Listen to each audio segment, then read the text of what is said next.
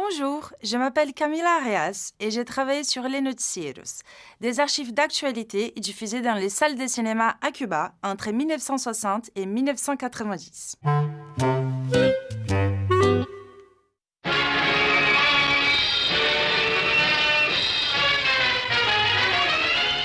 Je me suis penchée sur plus de 1400 éditions du Noticiero produites par les réalisateurs de l'Institut cubain des arts et industries cinématographiques. J'ai voulu comprendre comment Cuba rendait compte des dictatures d'Amérique latine établies à cette époque au Brésil, en Bolivie, au Chili, en Uruguay et en Argentine.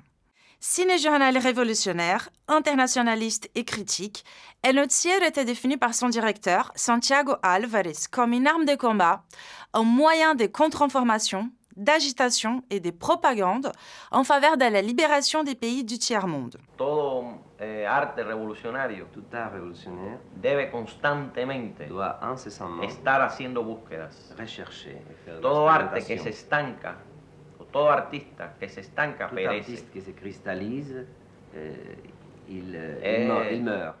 Comment alors se positionne El Noticiero avant et après la mise en place des dictatures d'Amérique latine? Dans la période d'avant, les gouvernements populaires de Salvador Allende au Chili, de Juan Goulart au Brésil et de Juan Domingo Perón en Argentine sont tous présentés comme des amis ou des frères de Cuba, solidaires de la cause révolutionnaire et anti-impérialiste. Ici, une esthétique journalistique classique, une narration très propre et une bande sonore faite de chansons folkloriques construisent des portraits idylliques des 5 pays étudiés. Ils mettent en valeur leur progrès social, les richesses naturelles, culturelles, économiques et surtout les soutiens des peuples aux gouvernants. Après les coups d'État, ces récits se transforment radicalement.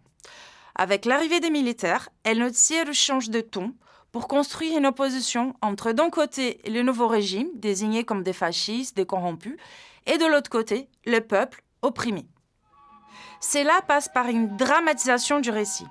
Les images deviennent de plus en plus conceptuelles, les plans d'ensemble sont remplacés par de gros plans, les chansons folkloriques, quant à elles, sont remplacées par une bande sonore moins propre, faite de collages, des musiques, des discours et des bruits divers.